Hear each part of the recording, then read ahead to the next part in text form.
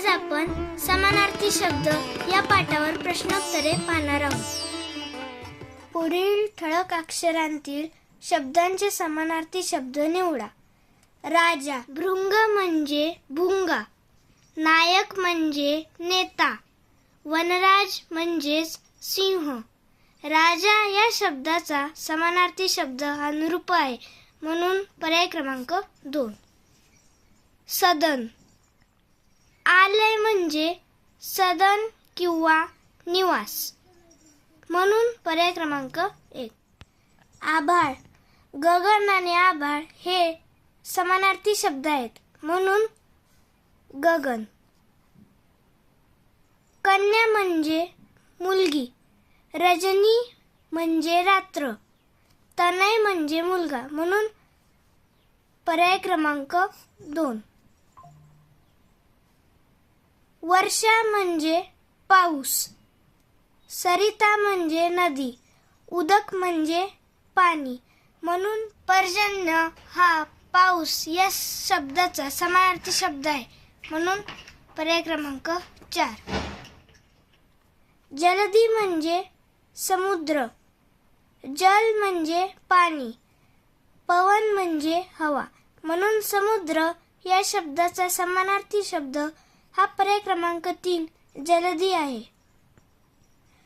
उपवन म्हणजे उद्यान किंवा बगीचा, म्हणून उद्यान या शब्दाचा समानार्थी शब्द हा उपवन आहे. समानार्थी नसलेला शब्द निवडा. समर, लढा, संग्राम हे युद्धाचे समानार्थी आहेत. फौज म्हणजे सैनिक, म्हणून युद्ध या शब्दाचा समानार्थी नसलेला शब्द हा फौज आहे.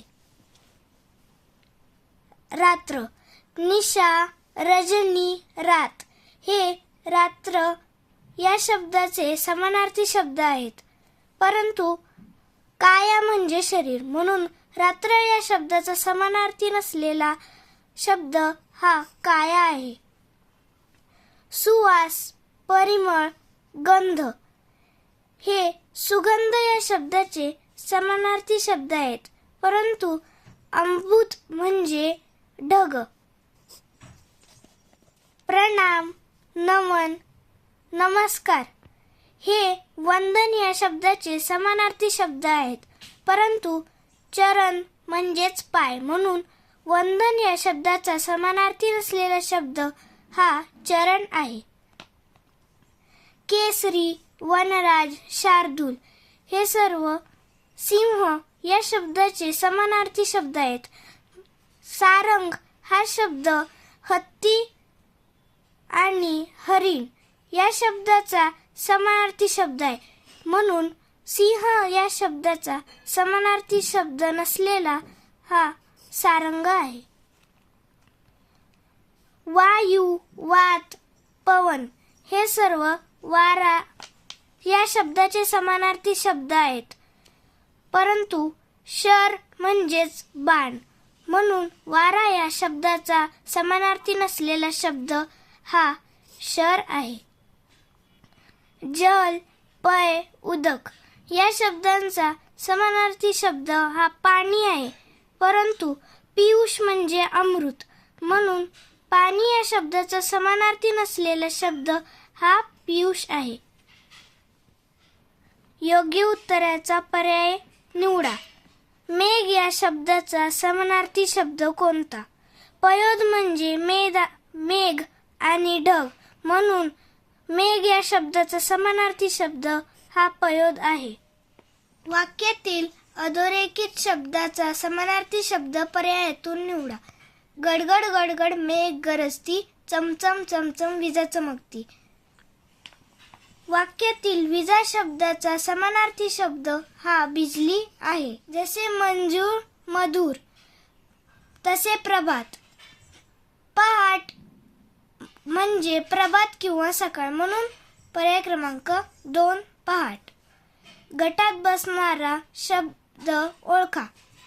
भास्कर, आदित्य, दिनकर हे सर्व सूर्याचे समानार्थी शब्द आहे, म्हणून रवी हा गटात बसणारा शब्द आहे.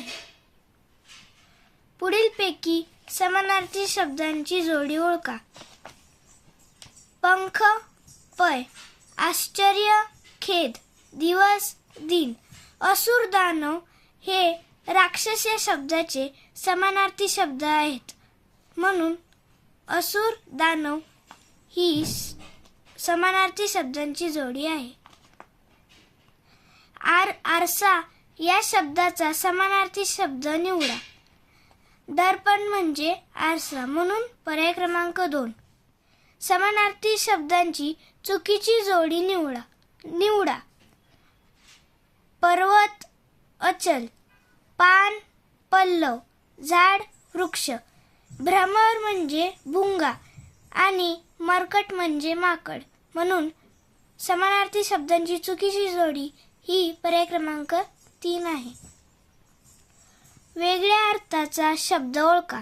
दैत्य, असुर, दानव हे सर्व राक्षस या शब्दाचे समानार्थी शब्द आहेत, परंतु सूर म्हणजे देव, म्हणून वेगळ्या अर्थाचा शब्द हा सूर आहे.